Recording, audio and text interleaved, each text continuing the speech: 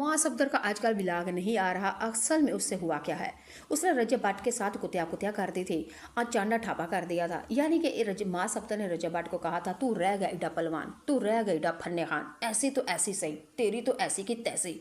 जी नाज़रीन सामीन की इस तरह की बातें करती हैं मुआ सफदर ने रजब भट्ट के लिए।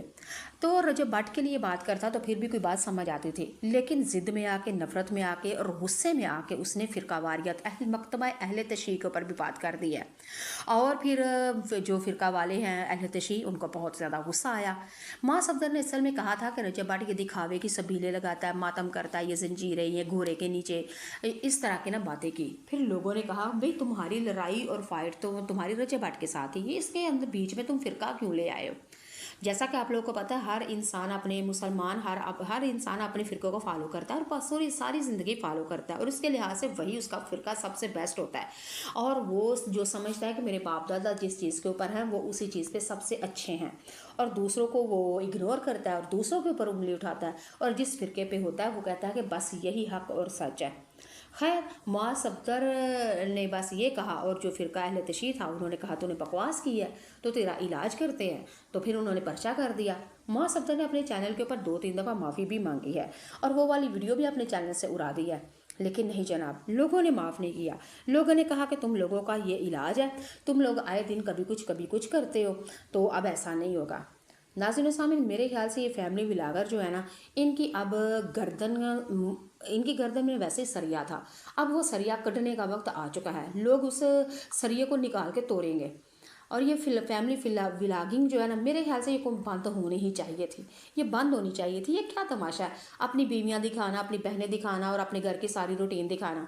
भाई अपनी बीवी बहन दिखाना है तो किसी अच्छे तरीके से बैठो, कोई नॉलेज दो हमें, आपकी बीवी से हमें कोई चीज़ सीखने को मिले, बहन से भी कुछ सीखने को मिले।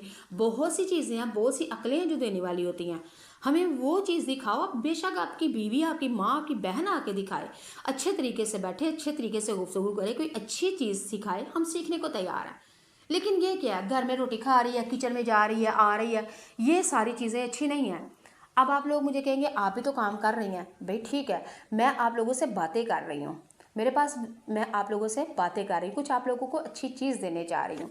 तो लेकिन ये चले, खैर उस पर बात बाद में करेंगे।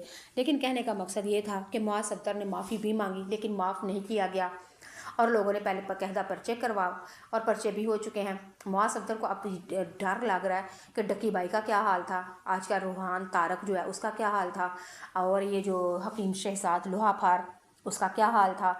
बेशुमार ऐसे लोग हैं जो बिल्कुल ज़ुबान होने के बावजूद भी गूंगे थे, बोलने की ताकत नहीं थी। यानी कि पता नहीं उधर क्या करते हैं। अल्लाह माफ़ी दे, किसी को भी ना अल्लाह वहाँ पे लेके जाए। अल्लाह हम सबको हिदायत दे, हमारी औलादों को नेक करे, हमें भी अल्लाह ताला नेक करे। पता नहीं वहाँ पे क्या होता है। तो मुआ सफदर इस वजह से डरा हुआ है कि मैं बाहर ही रह के भी ये मामला हो जाए क्लियर, माफ़ी शाफ़ी मांग लूँ ताकि लोग मुझे माफ़ कर दें, मैं वो वाली असियत, वो वाली तकलीफ़ ना जाऊँ। और आप लोगों